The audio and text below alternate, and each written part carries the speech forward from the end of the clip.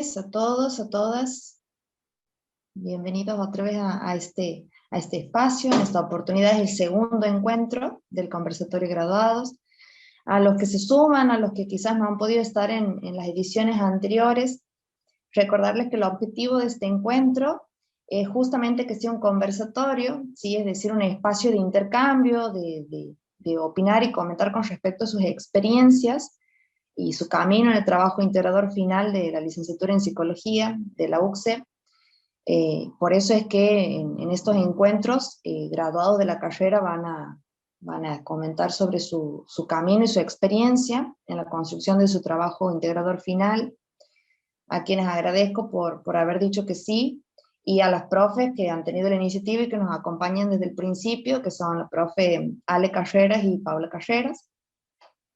Sé que también hoy nos están acompañando directores y codirectores de los graduados, así que también muchísimas gracias. Y nos acompaña también la directora de carrera, la licenciada Alicia Arias Paz. Bienvenidas, bienvenidos a todos. Y bueno, además de recordarles esto, comentarles que en este encuentro van a poder escuchar 2 trabajos, ¿sí? Y al final va a haber un espacio para preguntas, para comentarios, e invitarlos a esto, ¿no? De poder activar el micrófono o en el chat, esto de poder compartir sus opiniones, comentarios, dudas, preguntas, ¿sí? Esa es la idea, el fin principal, y creo que eso es lo que va a hacer que el encuentro sea muy enriquecedor para todos, ¿sí?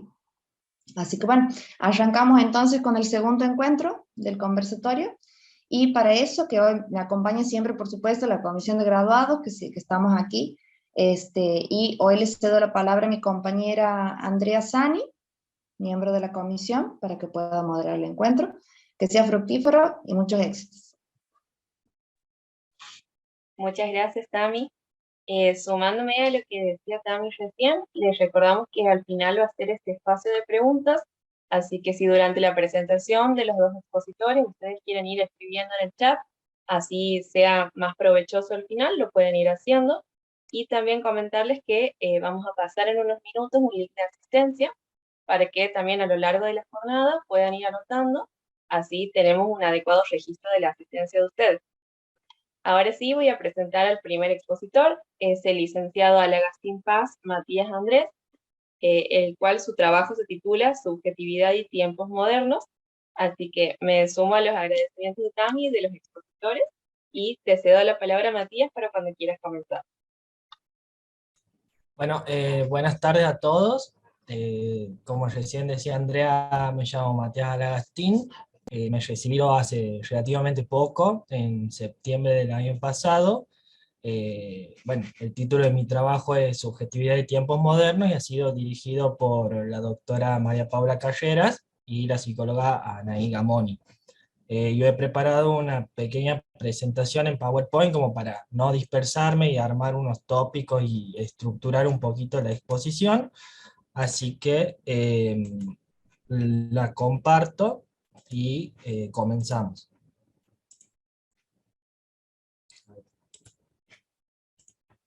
Ahí está, ¿se ve? Ahí se ve, perfecto. Bueno, aquí está una breve presentación. La idea es la estructuración en 3 ejes, en la elección del tema, en la metodología y en el desarrollo de trabajo propiamente dicho. Bien, para la elección del tema, aquí he planteado un esquemita cortito, chiquitito, que ha sido lo que me ha hecho trabajar y pensar mucho en el proyecto, que han sido al mismo tiempo decisiones y dificultades, porque el trabajo se basa en subjetividad y época, y son 2 conceptos bastante abstractos, bastante complejos, y hay que elaborarlo desde diferentes perspectivas. Ahí radicaba primero cierto temor por la extensión, por el abordaje y por las dificultades, pero bueno, al mismo tiempo ha sido algo que me ha motivado y era un tema que me gustaba porque ya lo venía leyendo, venía participando en cátedras que se orientaban un poco a la temática y era un marco teórico de mi gusto. A partir de eso, he armado los objetivos del proyecto, que han sido vincular estructura y subjetividad como un gran objetivo. Y de ahí se han ido desprendiendo 4 objetivos, que era describir la estructura, describir los efectos de la anomia, describir los rasgos de la subjetividad e ir analizándolos, y los efectos de la estructura social en las subjetividades. Bien, he optado por un diseño bibliográfico, porque como dice la cita, permite incluir una amplia gama de fenómenos, por esto que decía de que era un objeto muy grande, muy abstracto, muy difícil de definir, porque me da la posibilidad de no basarme en una experiencia directa, porque sería difícil recoger todos los datos, sino que tomo datos de otros libros y otras producciones teóricas para poder ir abordando lo que yo quiero. Bueno, aquí dice que el problema planteado requiere de datos dispersos en el espacio que serían imposibles de obtener de otra manera. Se busca explicar la ocurrencia de un fenómeno, en qué condiciones se manifiesta o por qué se relaciona con otro fenómeno. Más que nada, a mí me interesaba ver las condiciones de la subjetividad, porque partía de plantear una problemática en torno a cierta epidemiología de los trastornos. ¿Qué quiero decir? He ido recogiendo diversos artículos de varias partes de Latinoamérica y unos cuantos de Argentina, que hablaban de la prevalencia de la depresión, de la ansiedad, del consumo problemático de sustancias y otros trastornos como los que aparecían en gran parte de la población, y a mí me resultaba llamativo esto, porque se diagnostica tanto, qué condiciones hacen que esos trastornos aparezcan justo en este momento histórico, y a partir de eso he ido trabajando. Bien, aquí esta segunda cita es algo que tiene que ver también con algún tipo de contra que puede tener este diseño, que si la fuente primaria es errada, toda la investigación va a ser errada. Por eso he ido sistematizando la información, corroborando, tratando de cruzar autores, cruzar datos y demás, para tratar de hacer lo más fidedigno posible. Bien, en torno al desarrollo del trabajo, he planteado 3 grandes ejes para elaborar el índice primero, que me ha servido como una guía para no irme de tema, y como para tener una breve o una pequeña estructuración de lo que va a ser el trabajo. Bien, ha habido grandes ejes, de ahí he ido desprendiendo constructos que hacen al eje, que lo complementan y que permite la discusión de autores, y después he ido haciendo reflexiones e intercambio entre las diversas perspectivas teóricas. Los 3 grandes capítulos que he hecho han sido subjetividad actual y las características, la anomia y la subjetividad de la época. Y aquí les muestro brevemente lo que ha sido la elaboración del índice, trabajando primero en el gran capítulo que es sociedad actual y características.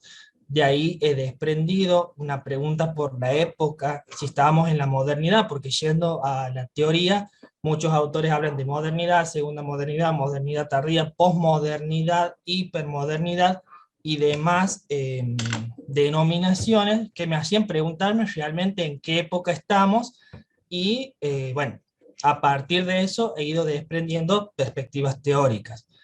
Lo que es Giddens ha sido el eje estructurador de todo el capítulo, porque es el que da más características y el que hace una definición más acabada de todo esto, que bueno, lo vamos a ir observando en el resto de los apartados. Después una perspectiva de la modernidad líquida de Bauman.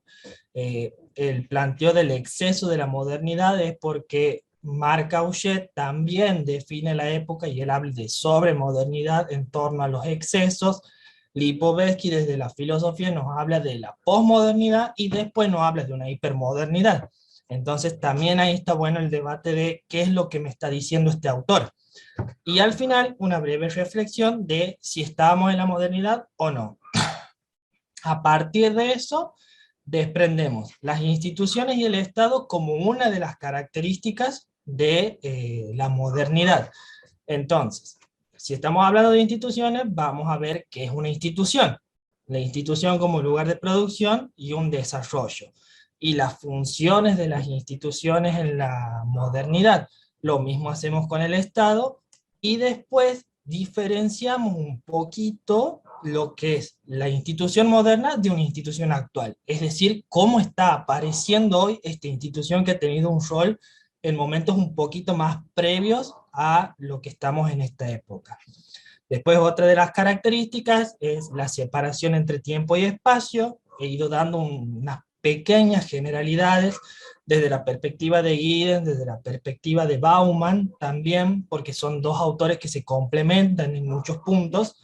De ahí he desprendido una perspectiva de Debord desde el espectáculo, para trabajar la imagen en los discursos subjetivantes, porque es un eje que atraviesa todo el trabajo, y después trabajar los excesos del tiempo y el espacio desde Lipovetsky y desde Marc Augé, que son dos autores que usan mucho el concepto del exceso y de lo excesivo. Por eso vemos, por ejemplo, la hipermodernidad, la sobremodernidad y este tipo de constructos. Después de eso, vamos a otra característica, que son los mecanismos de desanclaje, donde Giddens va a diferenciar dos: señales simbólicas por un lado y sistemas expertos en otro. Aquí las ideas de los sistemas expertos lo he ido enriqueciendo desde otros autores, desde Bauman, desde Galende, proveniente del psicoanálisis, mostrándolos a la figura del experto desde una perspectiva más psicológica que sociológica. Esto me ha permitido hacer ahí que debatan estos autores, estas propuestas que, como les digo, se van complementando. Otra de las características que nos da Giddens es la fiabilidad y el riesgo, definiendo ambos conceptos, diferenciándolos de la confianza y del peligro, habiendo ahí unas cuestiones de la traducción que también hay que trabajarlas, porque hay traducciones que dan el concepto de confianza y de fiabilidad como sinónimos, cuando hay una diferencia en el español entre confianza y fiabilidad, y también hacia las características. Bien, y después de haber definido eso, he ido trabajando con lo que es el riesgo actual. También todo enriqueciendo desde Bauman y desde autores psicoanalíticos que van trabajando la cuestión de la incertidumbre de la época. No hay ídolos, no hay otros, no hay discursos sólidos, no hay nada. Entonces, ¿qué es lo que está pasando aquí con la incertidumbre? ¿Qué sucede en los sujetos? Después he trabajado la seguridad ontológica, que se vincula íntimamente con la fiabilidad y el riesgo, porque habla de una seguridad en el ser. Esto ya toca otros puntos, pero tiene que ver mucho con la identidad de la persona. Después otro concepto es el de reflexividad, como su nombre lo indica, es ir reflexionando, trabajando, pensando las prácticas a la luz de lo que nosotros hacemos. ¿Qué quiero decir con esto? Que la propuesta de los autores es que hay prácticas que se analizan y se las trata de modificar desde el pensamiento. Es decir, que estamos siempre reflexionando lo que hacemos, que eso también es una característica de la época. Y después he trabajado con lo que es globalización y mercado, que ha sido, han sido dos conceptos arduos de trabajar, porque aparecen en la bibliografía. Todos hablan de globalización, todos hablan de mercado, pero nadie lo define. Entonces, mi pregunta era, ¿de qué están hablando, o de qué se habla, o de qué puedo hablar cuando hablo de globalización y mercado? Y de ahí ya me he tenido que ir a buscar en otros autores, en artículos en torno, mejor dicho, provenientes de la economía, que a fin de cuentas se quedan con definiciones del siglo XVIII, XVII, algo así son las producciones, no recuerdo bien. Y por último, en este capítulo de sociedad he trabajado lo que es el individuo y el lazo social en la modernidad, definiendo lo que es el individuo, diferenciándolo de la persona y diferenciándolo del sujeto. Entonces ya también me permite matizar qué es lo que estoy trabajando, qué es lo que voy a trabajar y a dónde quiero apuntar, porque no es lo mismo hablar de individuo que hablar de sujeto. Ya implica otro posicionamiento teórico que se aproxima a la cuestión psicoanalítica. Primero he trabajado aproximaciones al individuo y lazo social, como lo dice el título, definiciones, interacciones y el papel como constructor de la discursividad y de la estructura social. Porque como sabemos, nosotros como individuos hacemos a la sociedad y la sociedad también nos hace a nosotros como individuos. Bien, y después de eso he trabajado lo que es individuo y lazo social en la modernidad. El segundo capítulo, bueno, aquí está numerado como lo tengo en el TIF, pero sería el segundo capítulo teórico, es el trabajo de anomia, puntualizando anomia desde Durkheim, primero diferenciando egoísmo, altruismo, para recién entrar en lo que es anomia, porque hay momentos donde hay definiciones que dice anomia no es ni egoísmo ni altruismo. Entonces, ¿por qué voy a definir algo que se diferencia de si no defino las otras cosas primero? ¿Bien? Entonces era una cuestión de construir qué es el egoísmo, construir qué es el altruismo y después aclarar bien la anomia. Porque he seguido trabajando, he seguido investigando lo que es anomia en otros autores y aparece la sociología norteamericana de Merton, que nos va a hablar de tipos de adaptación. Bien, y después hay anomia desde Carlos Nino, que es un autor argentino. Lo rico de esta parte es que hay tres marcos teóricos o tres lugares de producción. Durkheim, un sociólogo clásico proveniente de la sociología francesa y totalmente objetivo. Bien, Merton viene de la sociología norteamericana de mediados de los 50, o sea, hay que pensar también en el contexto que está escribiendo Merton, donde comienza a aparecer lo que es la individualidad salvaje, el capitalismo salvaje en los Estados Unidos, y él habla de la anomia como la falta de normas. Bien, Durkheim lo habla como un exceso. O como algo que escapa a las leyes.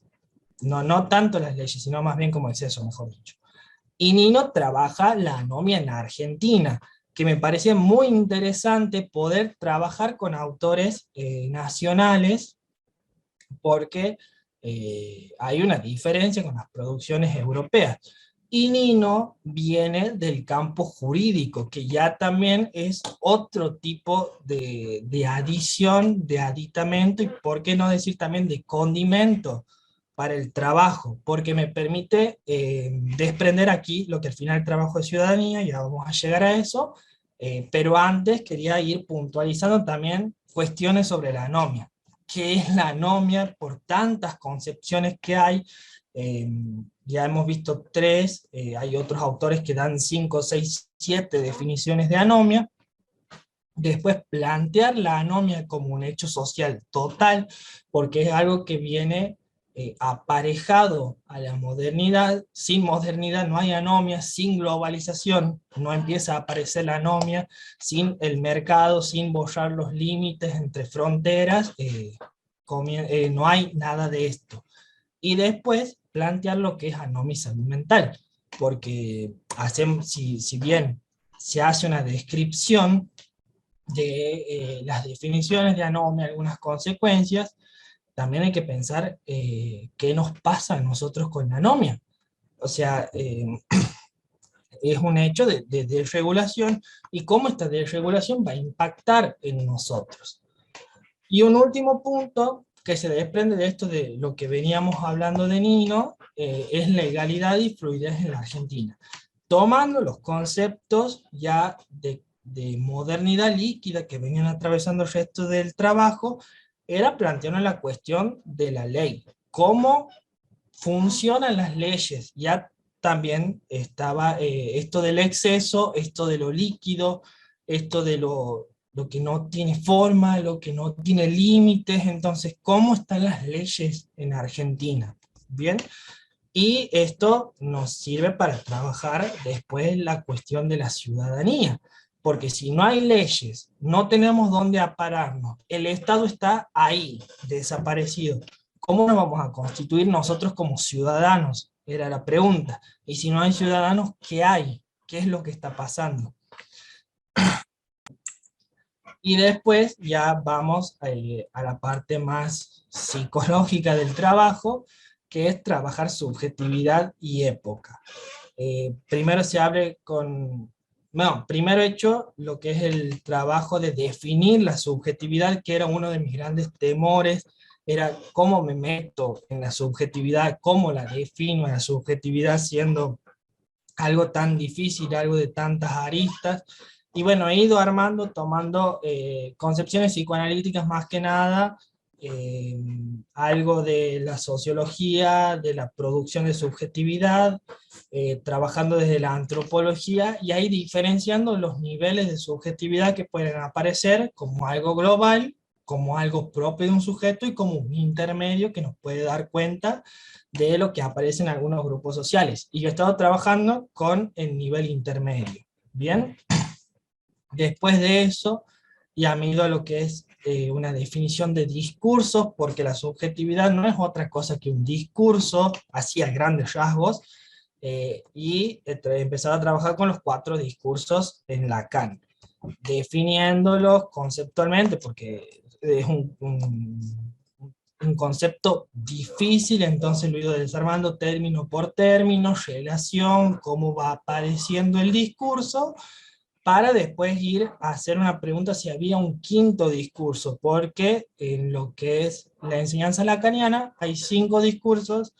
hay otros autores que hablan de otro discurso que no tiene nada que ver, el de Lacan él lo plantea como el discurso capitalista, Brownstein lo plantea como discurso de mercado, y Koren lo trabaja como discurso de los mercados. Entonces ya tenemos no 5 sino 7 definiciones, y era ahí empezar a preguntarnos si realmente se aplica un cuarto, un quinto, un sexto discurso.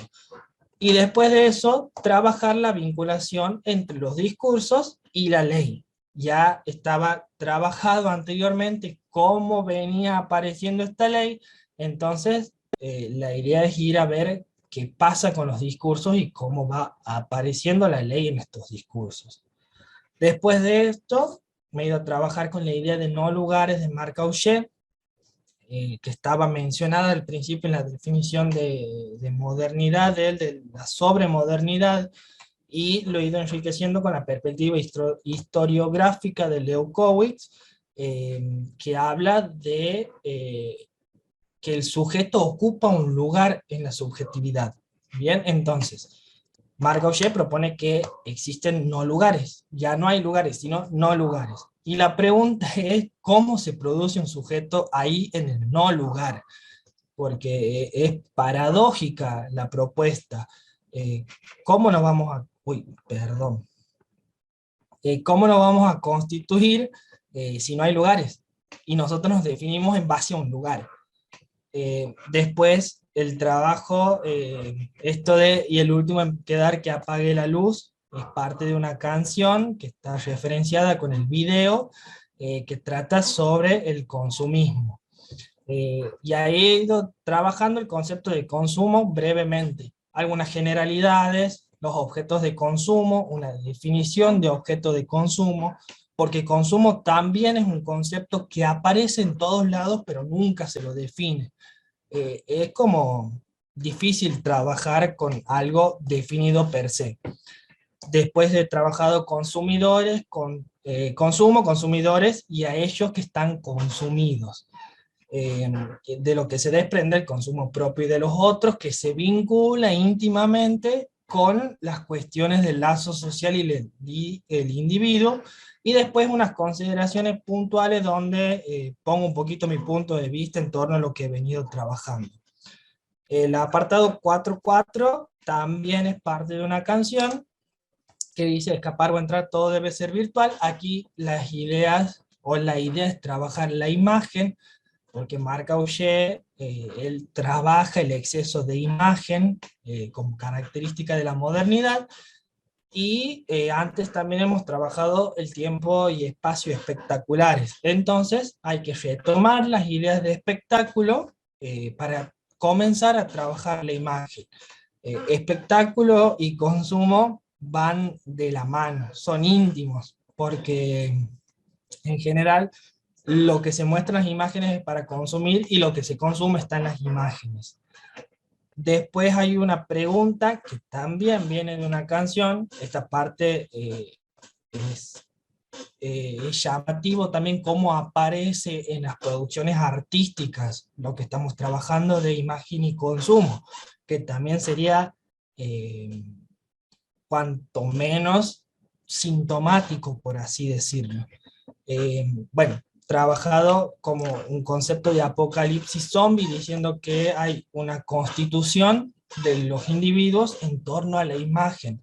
Es decir, yo soy lo que muestro, yo me hago en base a lo que estoy mostrando en una pantalla, yo me hago en base a la aprobación de los otros, que puede ser mediante un like, mediante un me encanta, mediante reacciones en internet. Entonces, se planteó una constitución de nuevos shows en el espectáculo, siempre enmarcados en esta idea de espectáculo. Y al final, perdón, y en esta parte de los nuevos shows, está trabajado no solamente desde la filosofía de Debord, sino también desde una perspectiva un poco alineada a la antropología. Y al final, la idea está titulado como imágenes que flotan en cristales líquidos, por una cuestión de cómo aparecen los sujetos en las pantallas.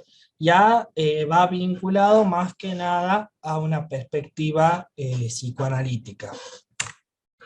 Después, trabajado lo que es tiranía superyoica y algunos imperativos de época que van apareciendo, que tiene una relación estrecha con lo que planteaba primero de la reflexividad, de esto de estar analizando nuestras prácticas. Bueno, hay un impacto discursivamente que genera un super yo salvaje, así lo denominan algunos autores, que es un imperativo de hacer, está bien, compra, gozar, ser tu propio jefe. Todos esos imperativos tienen un impacto en la subjetividad.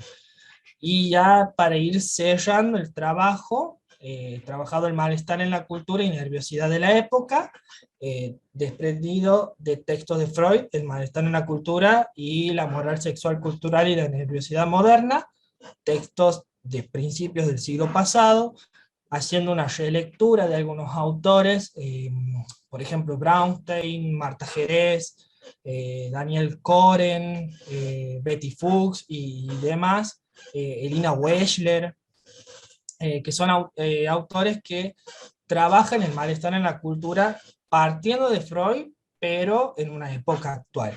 De ahí he hecho un desprendimiento hacia los síntomas actuales, explicados desde el psicoanálisis y no desde los manuales diagnósticos, y hacia el final he retomado lo que es el malestar subjetivo, planteándolo como un malestar en torno a una cuestión de lugares, de estar mal posicionados como sujetos dentro de los discursos. Y esto nos hace volver a la idea principal de los 4 discursos en Lacan, mejor dicho, del 5º discurso, y la pregunta es, ¿dónde se ubica el sujeto? Bien, quizás es mucho lo que estoy trabajando, es un trabajo muy extenso, ha quedado en 270 páginas, han terminado siendo eliminadas como 30, o sea, era mucho más extenso el trabajo, y quería mostrar un poco de cómo he ido organizando la información. He armado fichas, he comprado las fichas que vienen, he comprado un fichero, e iba buscando el autor, anotando el libro, el año, qué tema y en qué página aparecía. Y aquí traigo un ejemplo de cita. Esto es una cita de Giddens, de Consecuencia de la Modernidad, hablando de instituciones modernas. Quizás esto después lo he ido sistematizando un poquito más, y si me ponía a copiar cita por cita no iba a terminar nunca de hacer el trabajo ni de organizar la información, y he pasado a hacer una serie de fichas en torno a lo que iba trabajando por tópicos. Aquí, por ejemplo, he sacado un artículo de Brownstein de 100 años de novedad, la moral sexual cultural y la nerviosidad moderna de Sigmund Freud, que es del año 2008, sobre qué estamos trabajando, sobre la nerviosidad moderna. Aquí están todas las páginas en donde aparece, y qué temas está trabajando. Bien, trabaja psicoanálisis, trabaja sujeto, trabaja época, trabaja malestar, trabaja la civilización, las nuevas patologías, discursos, regulaciones y modernidad. Bien, esto, organizarlo por temáticas y por tópicos, me ha resultado salvador, porque agrupaba por temas y me iba a buscar un tema. Esto me he dado cuenta a mediados del trabajo recién. Bueno, aquí dejo un poquito todos los aportes que he ido tomando, de la sociología, de la antropología, de la filosofía, de lo jurídico, de la economía, de la historiografía, del psicoanálisis, de artículos que me aparecían por ahí, de música y demás, porque como les decía, trabajar subjetividad, trabajar época, es algo que no me permitía quedarme solamente en la psicología, entonces tenía que traer cosas de otros lados, sobre todo de la sociología. Es como lo que me ha permitido estructurar para después trabajar y puntualizar lo que quería hacer. Sobre el desarrollo del trabajo, estos han sido los pasos que he ido haciendo: leer, escribir, releer y corregir. Y era volver a iniciar el ciclo una vez que estaba hecho esto. ¿Qué es lo que me interesa rescatar y compartir de la lectura? Preguntarle al texto qué es lo que me quiere decir, buscar las claves de lectura de estos textos, investigar al autor. A ver, buscaba un texto de Bauman, ¿de dónde viene Bauman? ¿Cómo escribe? ¿A dónde escribe? ¿En dónde se inscribe? Lo mismo con Gieden, lo mismo con Nino. Me ha servido mucho trabajar estas cuestiones de la clave de lectura, sobre todo en psicoanálisis, para ver a quién le están escribiendo los autores. Por ejemplo, Lacan, ¿a quién le escribe Lacan? Y una vez que he podido ir identificando eso, ya me resultaba más fácil volver al texto. Después de escribir las propuestas, elaborar los conceptos, comparar los conceptos que proponen los autores, discutir, poner una visión propia, ir y volver entre textos, a ver si uno me dice blanco y el otro me dice negro, bueno, busquemos por qué cada uno dice esto y vamos a tratar de elaborar algo, marcando diferencias, marcando cosas que se complementen y demás. Después, releer la producción y releer la teoría. Eh, a partir de eso es una cosa de ir, leer, que me haga ruido algo que estaba haciendo, y de ahí volver a corregirlo, y si el concepto estaba errado, ir a ver la teoría, si lo estaba aplicando bien, si lo estaba aplicando mal, si lo podía llevar hacia otro lado, y así detenerme en la relectura y volver a la lectura y volver a escribir para después empezar a corregir, que es volver a empezar todo. eh, Como les digo, revisar, releer, reescribir, y uno en un momento tiene que parar la corrección porque la corrección es eterna. Hoy en día abro mi trabajo y me lo quiero corregir, y si no lo hubiese entregado, seguiría corrigiéndolo. Y después es la cuestión, era elaborar las conclusiones, que ha sido una de las partes más complejas del trabajo, porque como les digo, ha sido muy extenso, ha habido muchos tópicos con los cuales trabajar, eh, y era volver a la primera página cuando ya tenía 250 escritas. Entonces, volver a leerlo, ver los puntos esenciales, ver una forma de ir sintetizando las ideas, relacionando todos los conceptos y todos los ejes que he ido trabajando, y de ahí tratar de sumar un pequeño aporte, aporte propio y aporte desprendido del propio proceso de la elaboración. Lo que también me ha dejado muchísimas preguntas, muchísimas líneas de investigación para continuar.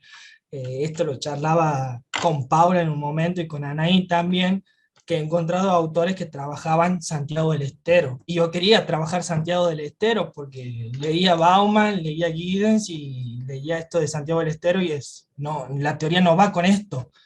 Entonces, bueno, no lo he trabajado porque escapaba a mis objetivos y había una cuestión ahí de cómo vive el discurso del amo, que es un discurso de la ley, un discurso del otro que aparece muy sólido, que el Estado tiene mucha participación, y es como ver la elaboración de la identidad de la provincia tiene mucho que ver con esto, y cómo se relaciona o cómo convive con el discurso capitalista que plantean los autores europeos. Pensar la anomia boba en la actualidad sobre todo era por el trabajo de Nino, que él habla de que las anomias, que las ilegalidades en la Argentina son bobas, porque son ineficientes y no le hacen bien a nadie, pero parecen que les hace bien. Eh, y también me interesaba porque yo he estado escribiendo mi trabajo en pandemia. Entonces, era observar las ilegalidades que aparecen todos los días en las noticias y preguntar qué sentido tiene esto. A ver, ¿lo podemos inscribir en anomia boba? No lo podemos inscribir. Era para analizarlo. También pensar subjetividad en pandemia y pospandemia. Ha habido un apartado cortito en las conclusiones que ha sido como para empezar a ir pensando cómo aparece el consumo, cómo aparecen las imágenes, cómo aparecen los síntomas, que me ha quedado también como una línea de investigación. Trabajar las imágenes en profundidad, porque lo que está planteado ahí es una introducción cortita. Paula Sibilia, que es la que trabaja antropología, me llevaba a la filosofía de Benjamin, y la filosofía de Benjamin para trabajar imagen es interesantísima, y para trabajar la producción y para trabajar lo que es cómo nos posicionamos frente a una cámara, a pesar de que es un autor de 1920, 1930, es muy vigente. Trabajar los estudios de las formaciones de masa en la actualidad también, porque aparece masa, consumo, imagen en lo que es producción social, está presente siempre, está presente en la política, está presente en los movimientos sociales, y ahí hay una línea muy fina entre lo que es masa y lo que es una formación propiamente dicha. Trabajar otros ideales de la época, porque están mencionados por encima, y pensar otras aristas que hacen a la época que han quedado por fuera, cómo aparece el trabajo, cómo aparece la política, cómo aparecen las comunidades y el sentido de comunidad, los guetos, en esto de una cuestión de nosotros frente a ellos, hay algo como totalmente inconciliable, trabajar estilos de vida que son otros conceptos que he dejado por fuera, y ahora que he seguido leyendo un poquito más ya después de defender, es traer otras lecturas desde otros autores, como por ejemplo Deleuze y Guattari, que hacen lecturas interesantísimas, por ejemplo, de una cuestión que propone Lacan, que habla de una psicosis social. Bueno, ellos hablan de una esquizofrenia social, que es algo también para ir repensándolo, reviéndolo, y bueno, como les digo, es una cosa de que he ido leyendo y que me he ido interesando más, y que la investigación y el TIF me ha dejado más preguntas que certezas. Eh, y bueno, quería dejar esto para ir cerrando, eh, que como lo he mencionado a lo largo de la exposición, hay una cuestión de elaborar los objetos desde múltiples perspectivas. Porque si nosotros somos de psicología, nosotros no podemos ignorar que hay un sujeto inserto en una sociedad. Entonces no nos podemos quedar solamente con las producciones de psicología. Hay que pensarlo desde la antropología, desde la historia, desde la filosofía, desde la sociología, para poder hacer un poquito más y poder leer un poco mejor la realidad, porque como he ido aprendiendo, si nos quedamos con un único autor, y bueno, estamos muy sesgados. La investigación o el trabajo o nuestra práctica como profesionales empieza desde un punto de partida sesgado. Y eso sería todo.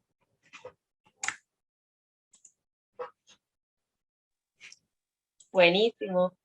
Muchas gracias, Matías, por tu presentación. Gracias. Muy bien. Bueno, como le habíamos comentado antes, al final va a haber un espacio de preguntas para que puedan ir comentando o consultando a Matías sobre su exposición, y también al final vamos a dejar un espacio para que su director o su codirectora, si quieren hacer algún comentario, también nos gustaría mucho poder escucharlo. Ahora vamos a pasar a la siguiente presentación, que está a cargo de la licenciada Cáceres Miriam Susana Daniela. Su trabajo se titula Salud Mental, las representaciones sociales de los estudiantes de psicología de una universidad privada de Santiago del Estero. Así que le damos la bienvenida y Susana, cuando quieras puedes comenzar. Muchas gracias por la presentación. La verdad que todavía suena raro que me diga licenciada. Hace muy poquitito que he terminado de poder defender al fin. Y digo al fin porque ha sido todo un proceso bastante, podría decirse, ambivalente, con emociones que iban y volvían. Entonces, escucharlo decir licenciada es algo muy nuevo. Me he recibido hace poquitito, el 10 de mayo. Como bien decían, mi tesis se trata más que nada de las representaciones sociales sobre salud mental, y me he abocado a los estudiantes de la licenciatura en psicología. Aquí les voy a compartir un poquitito.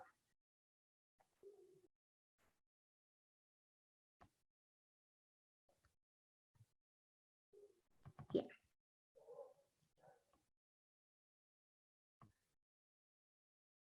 Bueno. Cuando quieran. Ahí está. Ahora sí.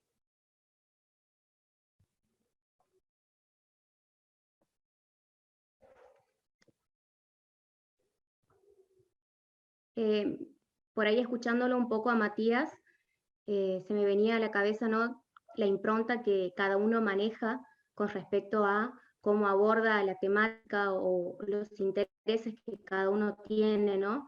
Y cómo lo va construyendo. Ya en la última presentación, creo que en el encuentro pasado, se habló un poco de cómo lo trabajaron o comenzaron a poder hacer el corte del tema, y la importancia, ¿no?, de poder también comprender que se trata de equivocarnos un poco, de tolerar esa frustración que nos genera y que no está mal.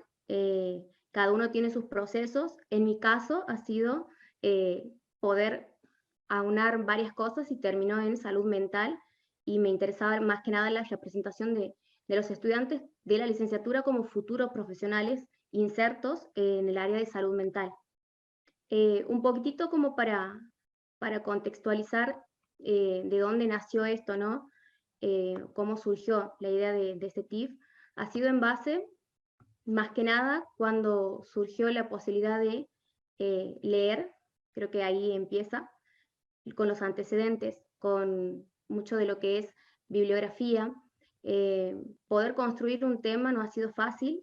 De hecho, empecé con un tema diferente, después los transformé y terminé justamente en salud mental, y más que nada, por ahí el punto o el eje central fue la ley de salud mental, la que me invitó por ahí a repensar esto del concepto, ¿no?, de salud mental, y qué es y cuál sería la representación que tienen estos futuros psicólogos. Por eso me he centrado en la población de psicología. Además que en la ley se podían visualizar los cambios con respecto al ejercicio profesional, como había dicho también, las nuevas conceptualizaciones, y por ahí también invitarnos a repensar en lo que implica y cómo nos implica a nosotros, ¿no? También era plantearlo de por qué el interés en las representaciones sociales, que tiene que ver más que nada con esta imagen que se va a formar, ¿sí? Y justamente en base a lo que uno piensa, ¿no? Es como actúa, ¿sí? Es como para hacerlo un poco recortado. Entonces, en tanto podemos imaginarnos o tenemos esta imagen de salud mental, es cómo vamos a actuar a futuro, ¿sí? En el área. Más que nada me interesaba muchísimo por esa, más que nada por la conceptualización que tienen las representaciones sociales y el impacto que eso puede, creo que inclusive desde tercer año de la carrera que me interesaba muchísimo las representaciones sociales. Por ahí también ir construyendo un poco las preguntas, ¿no? Las preguntas que me habían surgido y que en base a esto es donde se construyen los objetivos de investigación. En mi caso fueron cuáles son las representaciones sociales sobre la salud mental que tienen los estudiantes de la licenciatura en psicología y si existen puntos de coincidencia y o diferenciación entre las representaciones que tienen estos estudiantes y lo que la Ley de Salud Mental 26657 propone como tal, ¿no? Otro punto era qué información y qué conocimientos tienen los estudiantes de la licenciatura acerca de la ley. Y el último por ahí tiene que ver con cuáles son las significaciones que poseen los estudiantes conforme al año que cursan la carrera. Creo que si bien es cierto que por ahí por la cantidad que han sido 216 cuestionarios, daba para hacerlo únicamente cuantitativo, ¿no? Pero quizás lo que me he permitido ha sido también aportarle la riqueza que tienen las significaciones. Me parecía que por ahí era algo que si bien implicaba mayor trabajo, mayores frustraciones, implicaba mayor riqueza. Entonces, por ahí esto ha sido del por qué he elegido plurimetodológico, es decir, hacerlo tanto cuantitativo como cualitativo. Bueno, por ahí para responder, el objetivo general ha sido relevar las representaciones sociales acerca de la salud mental en los estudiantes de psicología, ¿sí? De la Universidad Privada de Santiago del Estero, y como objetivos específicos, pueden ver, ahí tuve 5. El primero fue la identificación del núcleo, ¿no? Y la periferia de la representación sobre salud mental. Segundo fue indagar la información, ¿no? Que tienen los estudiantes de la licenciatura en psicología sobre la salud mental en cuanto a la ley número 26657 y lo que la misma propone. Analizar si existen, ¿no? Puntos de coincidencia y diferenciación entre lo que propone estos estudiantes, que ha sido de una franja, que ha sido transversal el estudio, entonces se puede ver en ese sentido que ha sido un recorte de tiempo entre lo que ellos proponen y lo que la ley 26657 propone, describir la significación atribuida a la salud mental por parte de esos estudiantes, y por último, identificar los elementos coincidentes, si existiese, y los divergentes en torno al conocimiento y estas significaciones conforme al año de cursado de la carrera. Realmente, bueno, me he abocado un poquito a lo que es la propuesta metodológica. Poder hacer ese trabajo ha sido desandar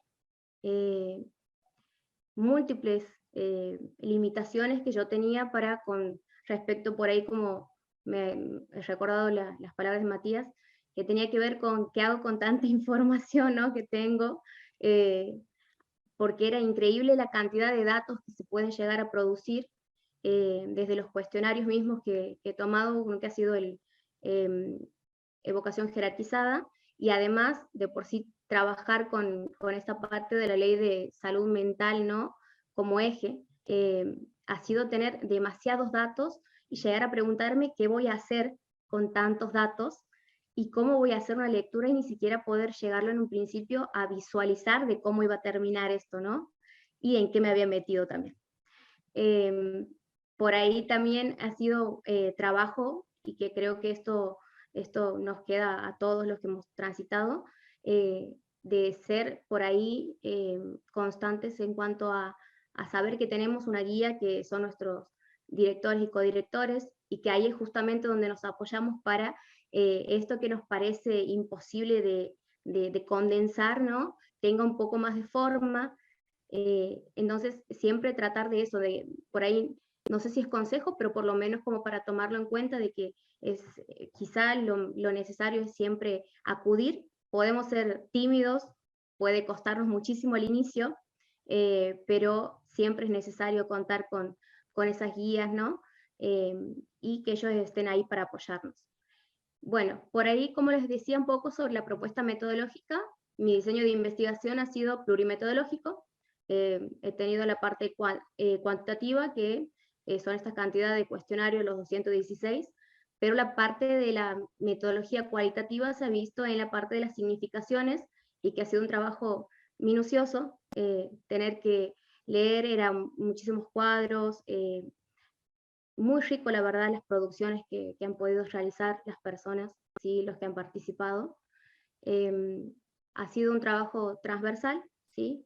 Se ha tomado en un eje puntual, desde mayo hasta junio ha sido la toma de los cuestionarios, y por ahí también aclarar esto de que quizás yo lo tenía pensado para un cierto momento que me iba a tomar la tesis o el trabajo integrador final, y que muchas veces se trata justamente de todas estas limitaciones que uno va teniendo, que va haciendo que se va acrecentando un poco el tiempo, ¿no? Y eso puede generar frustración, pero que es parte justamente de un proceso, ¿no? El diseño ha sido descriptivo, me he dedicado más que nada a describir cómo ha sucedido el fenómeno, en este caso las representaciones de salud mental. No experimental, porque no he manipulado ninguna de las variables, he tomado tal cual como se ha dado el fenómeno, en este caso en la población cautiva, que eran los estudiantes de la licenciatura en psicología. He tomado en cuenta la población, y la población ha estado conformada, o los criterios han sido por estudiantes universitarios que cursan regularmente la carrera de licenciatura en psicología. La administración de la técnica ha sido durante los meses, ahí he puesto de abril, ¿sí? Por ahí también, quizás ahí como he puesto el año 2018, es ahora repensarlo en diferentes maneras, ¿no? Que ya deben haber quedado muy sesgados. Es necesario reactualizar seguramente, más con todo lo de la pandemia, que nos invita un poco también a repensarnos y saber cómo nos ha atravesado, y si esto tiene alguna, o ha tenido alguna repercusión con respecto a nuestra representación, con respecto a la salud mental, ¿no? El instrumento de recolección de datos, al principio, para poder construir cómo se construye el test de evocación jerarquizada, he tomado 5 pruebas pilotos para ver si había inconvenientes en cuanto a las consignas, si se entendían. Por ahí esto es necesario para saber si realmente, a ver, algo que también me ha quedado de Matías es que cuando a priori, o sea, cuando al principio nada más están mal algunas cosas, así también van a seguir justamente deviniendo, ¿no? Y la verdad que me ha servido muchísimo las pruebas piloto para poder ajustar algunas cosas y saber que no era necesario por ahí tanto palabrería. El cuestionario, bueno, ha sido de evocación jerarquizada. El método es un método asociativo de recolección de datos. Se coloca un término inductor, en este caso salud mental, y yo he tomado los 3 primeros conceptos o imágenes que se vienen a la cabeza, ¿sí? Al pensar en salud mental, y más que nada el orden también o el rango que se le da de prioridad, primero, segundo, tercero, y también poder describir, ¿sí?, qué significa cada una de esas palabras o esas imágenes que han venido a su mente. También en las consignas he puesto sobre los datos sociodemográficos, ¿sí? Esto me ha dado como, por ahí como un aporte extra para saber la cantidad también de el género, ¿sí? Por ahí también la parte me interesaba mucho sobre en qué materias habían visto y si habían visto el tema de salud mental. Se ha logrado esa parte también de poder visualizar que hay materias en las cuales se toma en cuenta la ley de salud mental, algo importantísimo, y cómo tal vez en el recorrido académico eso se ha ido, quizás una de las relaciones que se podía hacer con los datos era que probablemente hayan tenido incidencia o no, quizás, en cómo ha ido cambiando la representación que han tenido, desde primero, por ahí, hasta quinto año. El análisis de datos lo hicimos con mi directora Paula Carrera, con el IRAMUTEC en la versión 7 Alfa 2. Por ahí lo importante o lo que me parecía necesario resaltar es que para qué nos sirve esta estrategia metodológica, o para qué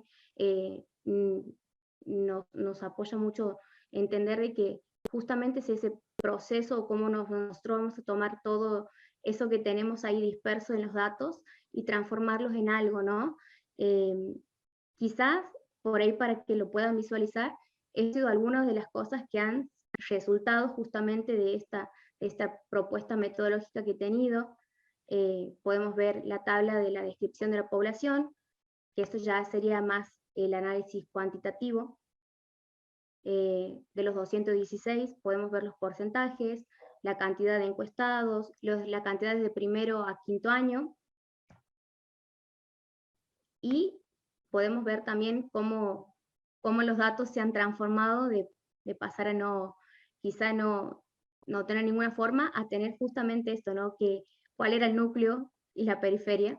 Me ha parecido sumamente interesante cómo se ha logrado el objetivo número 1, que era identificar el núcleo y la periferia de las representaciones. Esto ya tomando en cuenta todos los años, ¿sí?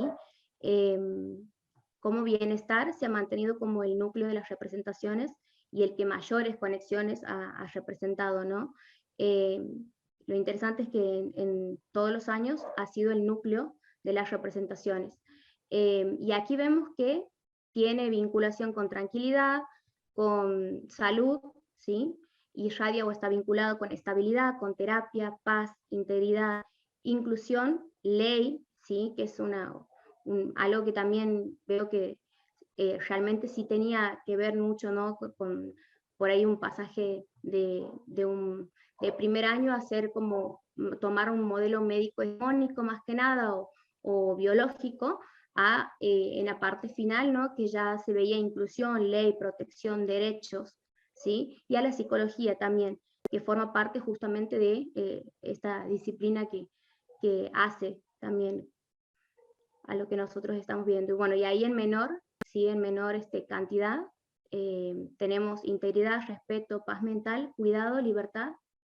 Y aquí poquitito como para ver cómo se ha ido cambiando, ¿no?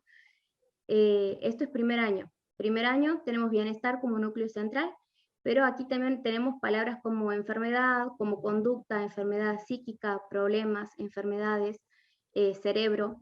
Entonces tenemos como estas palabras que nos hablan más de la representación que se tiene, ¿no? De salud mental en los primeros años, y cómo está más asociado a por ahí a un modelo médico hegemónico, en el cual se siguen repitiendo inclusive en segundo año, pero vemos que ya o sea, por ejemplo, si bien tenemos cerebro, enfermedad, ¿sí? Patologías, van incluyéndose palabras como terapia, psicólogo, tranquilidad, psicología, responsabilidad. Aparece normalidad también, un constructo muy utilizado, ¿no? En tercer año, quizás este sería el viraje de los datos, cómo han tenido por ahí el cambio de pasar si bien es cierto, la salud mental, el núcleo de las representaciones bienestar, está asociado ya en gran cantidad, ¿no? A equilibrio, ¿sí? A prevención, ¿sí? A derechos, a usuarios, que usuario es una palabra utilizada en la ley de salud mental, interdisciplina, ¿sí? Tranquilidad, tratamiento. En cuarto, también tenemos, como le había dicho, el núcleo de la representación, bienestar, pero ya tenemos en cuenta el contexto, terapia, protección, integridad, ¿sí? Equilibrio, proceso, ¿sí? Ya no es algo estático como se lo marcaba mucho en primer año, ¿no? Sino que aquí ya en cuarto podemos ver la palabra proceso, derechos, complejidad, ¿sí?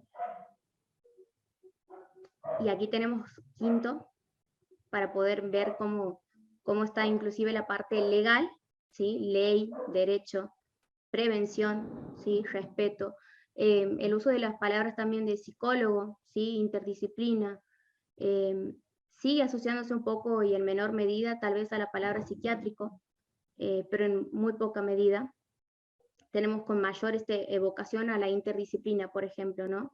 Y a no relegar a esta parte únicamente al psiquiátrico, sino se lo visualizaba más al hospital, y no monovalente, sino polivalente.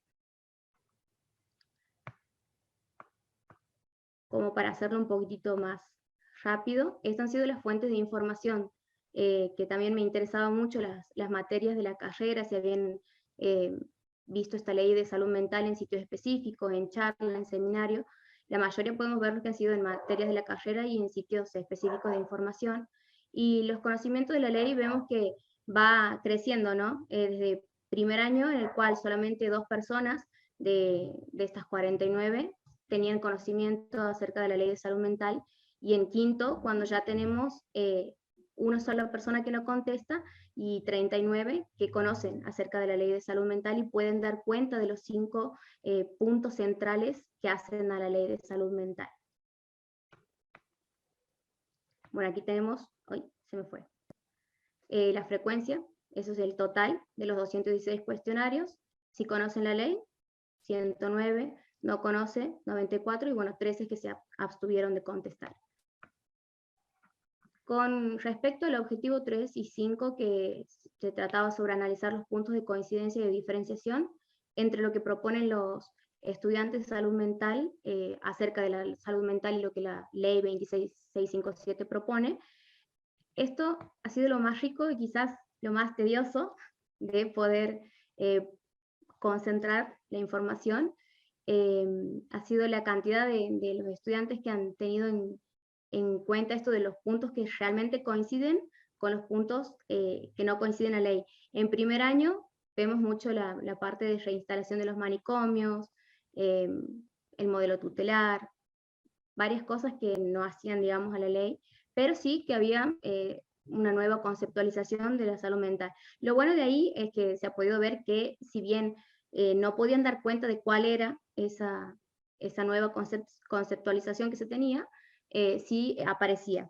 Ya en quinto año vemos que la mayoría son las cuestiones que sí hacen a la ley de salud mental, como la prevención y la promoción de salud mental, desmanicomialización, la nueva denominación, usuarios, la palabra, las adicciones también como parte, ¿sí?, de estas políticas de salud pública y mental, los criterios de internación voluntaria, ¿sí?, mayor reconocimiento también a la labor del profesional psicólogo, y eso ha estado muy bueno que lo puedan visualizar, ¿sí?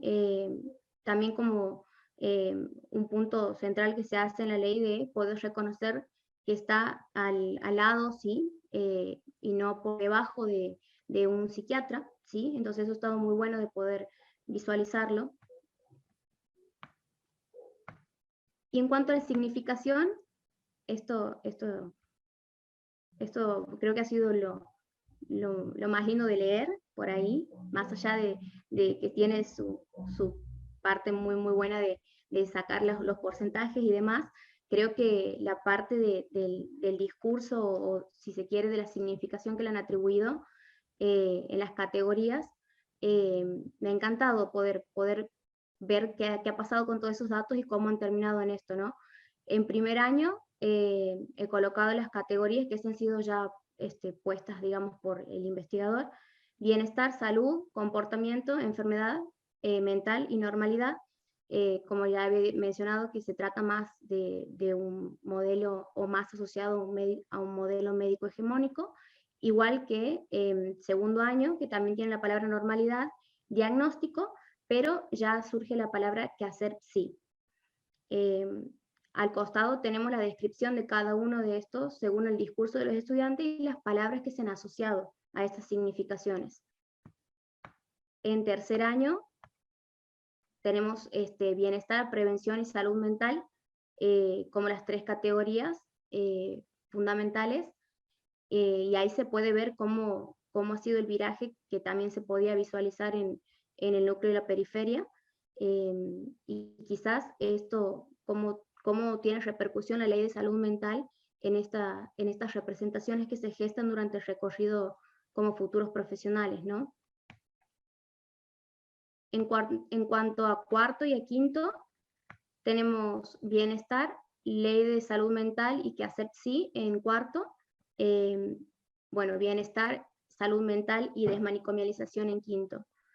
Creo que es más que claro cómo ha sido el pasaje, ¿no? De los primeros años a los últimos, y quizás esta implicación que han tenido como futuros profesionales, pensándolo, ¿no? A esto de la dignidad, también que ha sido un concepto fundamental, que muchos lo han nombrado, la dignidad humana, y un enfoque de derechos. Son por ahí los dos pilares fundamentales que hacen a la ley de salud mental, y cómo estos estudiantes que se van a insertar que muchos ya están insertos, tienen justamente esa mirada, ¿no? Ya desde el lugar de derechos, de inclusión y de la dignidad humana. Por ahí no quería dejar de regalarles, digamos, para el final de la presentación, una frase de un autor que se llama Eduardo Galeano, y que me ha tocado de cerca porque tiene que ver justamente con cómo construimos esta identidad, ¿no? Al fin y al cabo somos lo que hacemos para cambiar lo que somos. La identidad no es una pieza de museo quietecita en una vitrina, sino la siempre y asombrosa síntesis de las contradicciones nuestras de cada día. En este trabajo se pueden ver las contradicciones que muchas veces, o en un proceso como la tesis, están esas contradicciones que son parte del día a día y que son parte de este proceso, y instarlo a que justamente se valgan de todos esos que se representan como obstáculos, porque cuando una vez que se los supera, realmente, o puedes condensarlo en un trabajo, es una satisfacción increíble. Así que siempre invitarlos a esto, que se estén constantemente repensando, y que por ahí es algo que también me recuerda un poco a lo que ha dicho Matías, no criticarnos tanto en cuanto al trabajo, porque si tenemos que pensarlo así, ¿no? Estamos constantemente releyendo nuestro trabajo y vamos a encontrar 10.000 correcciones para hacer, la teoría sigue avanzando, la praxis también, entonces en nuestro trabajo siempre va a estar con un sesgo ahí de lo temporal, ¿no? Entonces quizás la invitación es más que nada a hacer lo mejor que podamos en este proceso, que es muy particular y que para cada uno representa un desafío muy singular, ¿no? Muchas gracias por la atención. Bien, muchas gracias a vos, Susana, por tu disertación, muy interesante, y felicidades por el trabajo que has logrado. Bueno, y a ambos expositores queríamos agradecerles sobre todo por la articulación que han logrado hacer entre el trabajo y la experiencia para poder transmitir a todos los asistentes, así que me parece que ha sido muy rico todo lo que han podido aportar. Ahora, antes de que pasemos a la sección de preguntas o comentarios, nos gustaría también invitar a las directoras de nuestros expositores si quieren hacer algún comentario o algún aporte respecto de los trabajos que han presentado.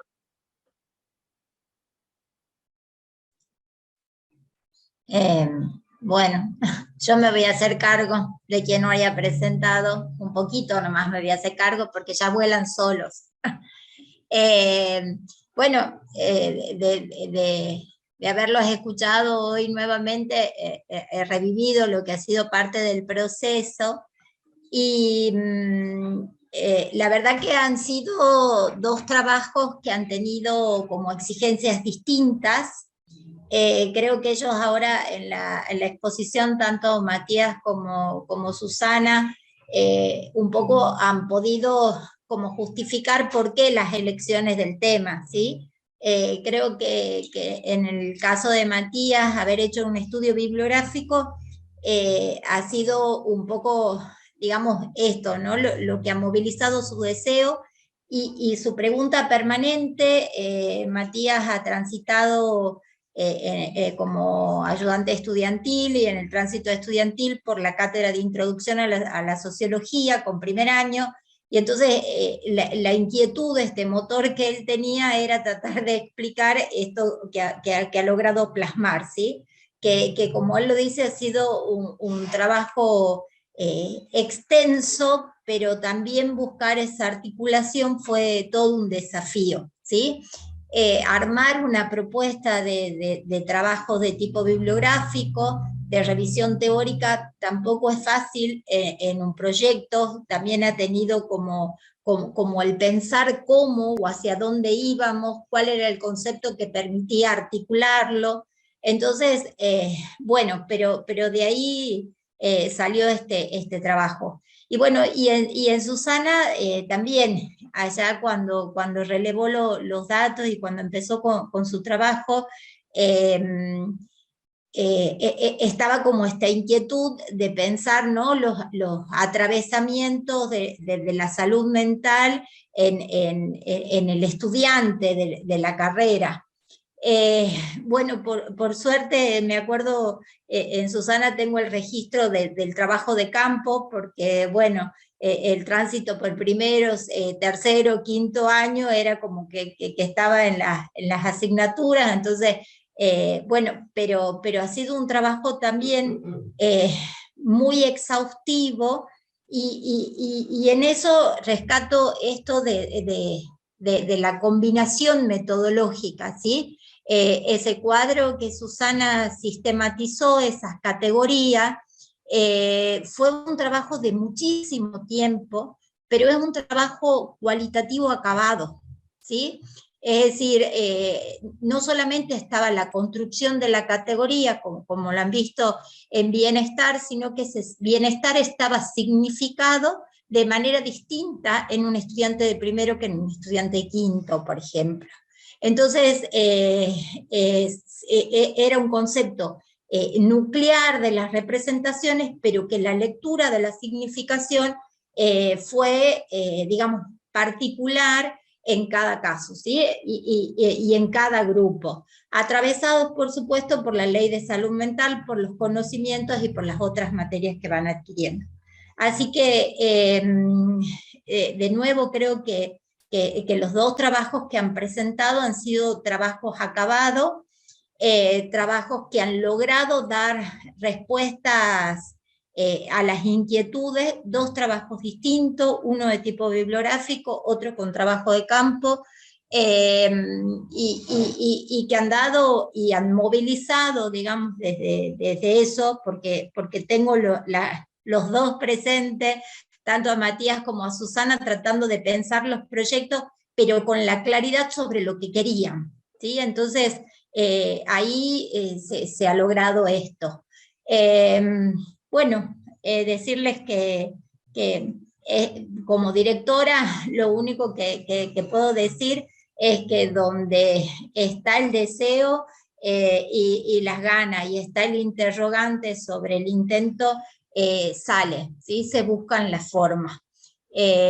Así que bueno, en estos dos casos particulares ha sido buenísimo el acompañamiento, porque ha sido nada más que un acompañamiento. Ellos han logrado la articulación, han logrado el viraje, han logrado mirar los datos. Matías lo plasmó en un índice, que fue lo primero que hicimos para tratar de organizar, ver cuál era el capítulo que articulaba, que nos permitía dar cuenta de la estructura, de la subjetividad, y bueno, la anomia y la cuestión legal era lo que podía explicar los síntomas. Entonces, bueno, pero en ese tránsito, dos trabajos acabados, dos trabajos de investigación que han superado el nivel de grado, porque también esto creo que han sido trabajos de mucha más exigencia y de muchísima excelencia académica. Eso nada más transmitirles.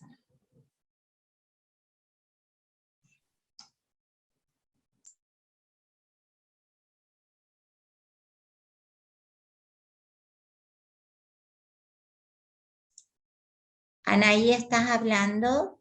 ¿Estás con el micrófono o yo no te escucho? No se te escucha, Dani.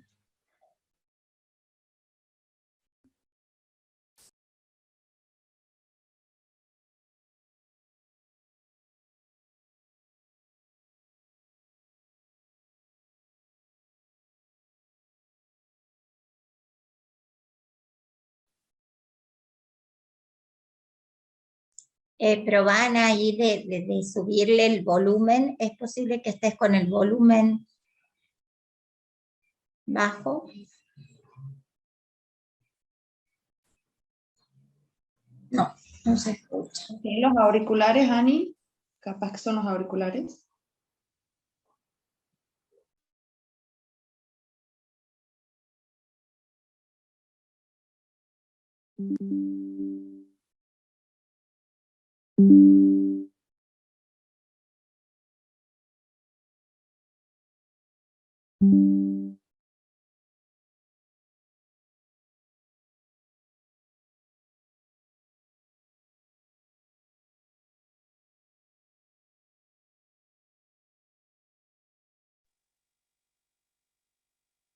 Bueno, mientras vamos viendo si Anaí puede activar el micrófono o si nos va comentando por el chat, también los invitamos si quieren hacer algún comentario o alguna pregunta sobre las exposiciones, este es el momento en que lo pueden ir haciendo.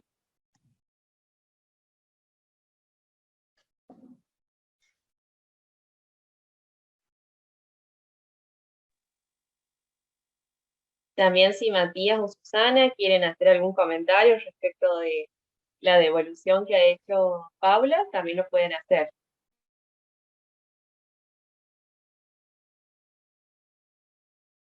Yo pido disculpas, tuve una comunicación con docencia e investigación del CEPSI, por eso tuve que retirarme por el proyecto de acá de UCSE, pido disculpas.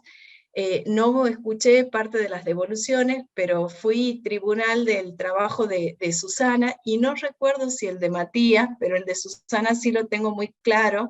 Y bueno, realmente haberlo escuchado a Matías con esa pasión, esa rigurosidad, ese conocimiento, bueno, la misma sensación y los dictámenes hacia Susana han tenido mucho que ver con esto, ¿no? Con esto de la prolijidad, de la rigurosidad, y cómo, bueno, históricamente los diseños cualitativos han sido como más cuestionados, y esto está lejos de poder cuestionarse, ¿no? Al contrario, de realmente reconocer la rigurosidad y la prolijidad de lo trabajado.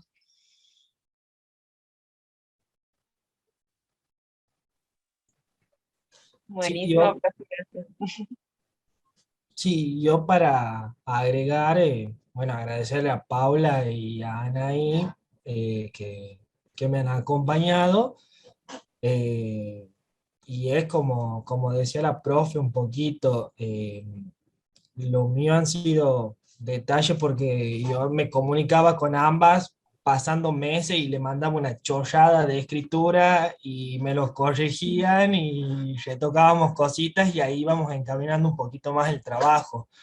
Eh, el papel de los directores y de los codirectores es fundamental para nosotros también para no irnos, para no perdernos, para ir aclarándonos cositas. eh, y eso, agradecerles a ambas y nada más. Al igual que Matías, también agradecerle a la profe Paula y en realidad a todos los profesores y a los que han sido parte del proceso de formación, ¿no? Que en realidad creo que cada uno se lleva algo en lo cual nosotros como estudiantes y ahora como profesionales nos vemos reflejados. Así que miles de gracias por ese acompañamiento y por siempre estar digamos, al pendiente, ¿no? Le agradezco muchísimo a la profe Paula Carreras porque me tuvo mucha paciencia. Soy una persona que también, así como Matías, le mandó pasando mucho tiempo y aún así ella tuvo muchísima paciencia de justamente poder volver a guiarme o encaminarme, sí, porque perdía por ahí de vez en cuando los horizontes y creo que esa es la función quizás que más necesitamos en estos momentos, ¿no? Para no perder de vista muchas cosas. Así que gracias. Buenísimo. Aprovecho para leer unos comentarios que habían quedado en el chat, tanto de la directora de carrera, felicitándolos a Matías y a Susana por los trabajos, Y el comentario que ha dejado Ani felicitó a los dos expositores por las propuestas, desde su lugar a tener la posibilidad de compartir la codirección con Matías, agradeciendo también la iniciativa de la comisión y felicitar y alentar la investigación y el enriquecimiento de la disciplina que nos convoca. Parece que ha sido bastante clara la exposición de ambos porque todavía no se ha generado ninguna pregunta, pero sí queríamos aprovechar para consultarles o que nos puedan comentar cuál ha sido el desafío o la dificultad que ustedes han podido reconocer en relación a su marco teórico, o si hay alguna otra cosa que nos quieran comentar antes de que vayamos finalizando.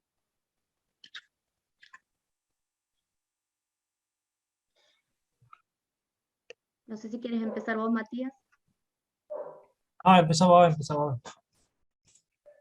Bueno, limitaciones siempre, desafíos siempre, constantes. En mi caso fue la cantidad de, quizás en un inicio, encontrar a los estudiantes en cada una de las materias, encontrar bibliografía que sea quizás más cercana, ¿no? O antecedentes que sean más cercanos a Latinoamérica y propiamente a Argentina, que es en realidad las representaciones sociales en lo que respecta a Latinoamérica están más centrados en lo que sería Brasil, y son contextos muy diferentes, y la mayoría de las producciones que encontré eran europeas, y sabemos que cada contexto hay emergentes y que son muy diferentes. Entonces quizás el desafío permanente era buscar nuevos antecedentes, y no perderme en tanto, porque sí llegué a tener muchísima información, que eso fue también, recogía muchísima información y después estaba la pregunta, ¿qué hago con tanto, no?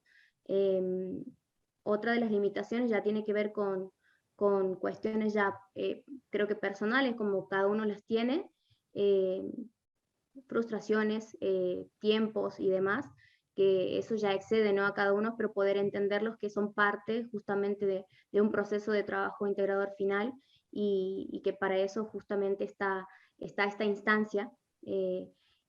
Y si se puede acotar esto, ¿no?, de que investigar no es fácil, no es nada fácil, nos encontramos con miles de cosas personales y de contexto, pero creo que si es lo que uno ama hacer, o el deseo corre por ahí, está por lo menos, al menos esa instancia en la que al finalizar la investigación se siente sumamente placentero.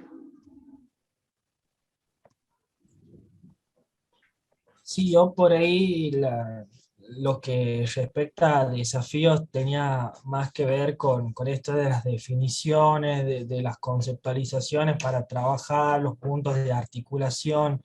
Eh, ha sido una cuestión de hasta encontrar la sistematización de la información y poder ir acomodándola y elaborando los conceptos. Y además, bueno, la escritura de mi TIF ha estado atravesado por la pandemia, que también tenía sus cuestiones con las incertidumbres de lo que nos iba a pasar, la novedad del hecho, el miedo que generaba también de no saber qué va a pasar mañana. Eso ha tenido sus repercusiones en mí, en mi forma de escritura, en mis tiempos de escritura también. Había momentos donde no se me caía una idea, diciéndolo mal y pronto, y no podía escribir nada durante una semana, 2 semanas, y después me salía todo. Creo que también es una cuestión del trabajo de escritura, y no preocuparse, no martirizarse con esto de que no sale, no me sale la idea, no puedo escribir,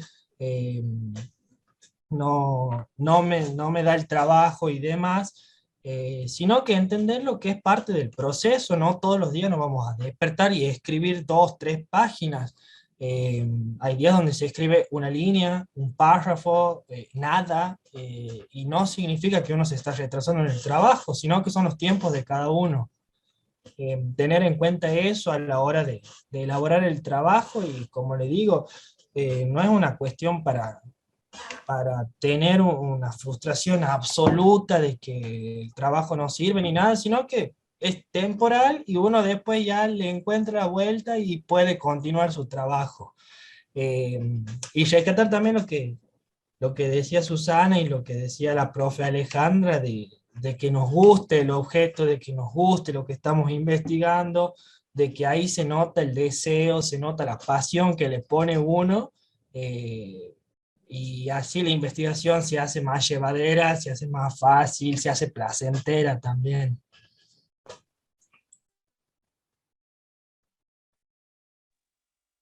Buenísimo. Muchas gracias a ambos y aquí en el chat van llegando varios comentarios, sobre todo felicitaciones para ambos y el agradecimiento por haber compartido sus experiencias.